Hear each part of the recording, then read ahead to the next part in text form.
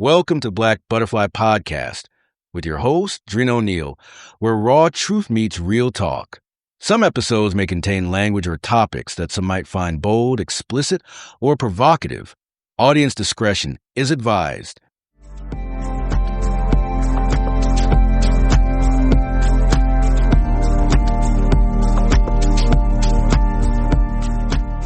Disclaimer: this podcast is grown, Black, and unapologetically unfiltered. Some episodes may include explicit language, hard truths, or sensitive topics. Because healing, justice, and truth-telling aren't always soft. If you're here to protect your comfort over our realities, this might not be your space. But if you're ready for soul-stirring conversation, political fire, and a voice that flies free, welcome to Black Butterfly Podcast. We don't whisper. We own the mic.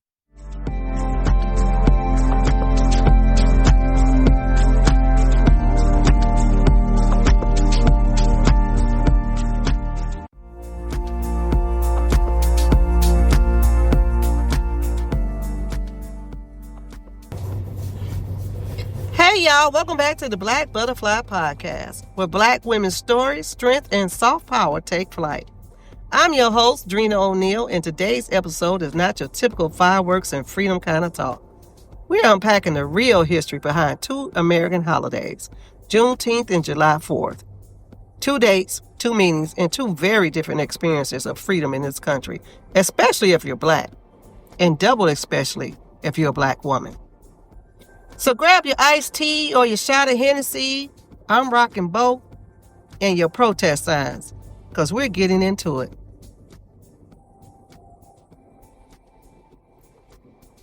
You know the drill. We always start with the backstory. July 4th, 1776, America declares independence from Britain. The founding fathers, Liberty Bells, land of the free. But for real though, in 1776, Black folk were still in chains. The same men writing about all men being created equal were slave owners. Because remember, they brought us over here in boats, slave ships. So 1776, we were not African Americans. Not back then. Okay, I'm not going to go too deep into this. I'll just give you the highlights. Then there's June 19, 1865. That's 89 years later, the day Union troops finally reached Galveston, Texas, to announce that slavery had ended 2 years earlier, thanks to the Emancipation Proclamation. Let that resonate. It was not until June 19, 1865, that presumptively, the last of the slaves were freed by an order that was enacted 2 years earlier, in 1863. So while white America had been celebrating freedom since 1776, I'll say it again, our people were still in chains, literally. 13 years before the Emancipation Proclamation in 1852, Frederick Douglass said it best in his infamous speech. What to the slave is the 4th of July? The 4th of July is yours, not mine. You may rejoice. I must mourn. That part. Because even today, when fireworks pop off and flags fly high, some of us are still wondering, where is our freedom?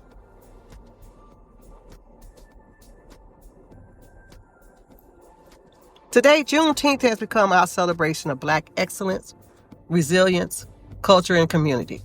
It's a time for cookouts, music, history lessons, and to be humbled by what we have survived. July 4th for many of us is complicated. Some celebrate both.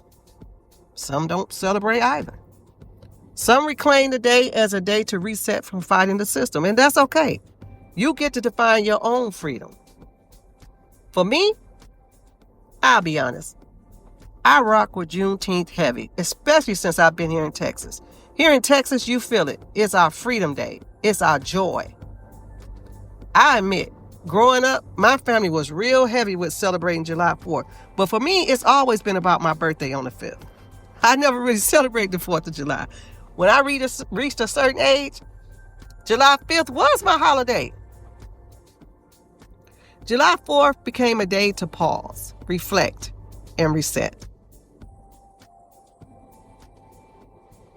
Honestly, we are still fighting for injustice, for voting rights, for economic equity. The struggle from 1865 to 2025, 160 plus years, has not stopped, but neither will our power.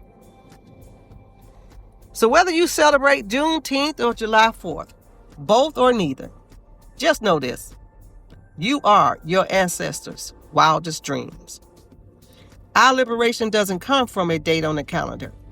It comes from our ancestors' blood, sweat, and tears, and the work that we continue to do.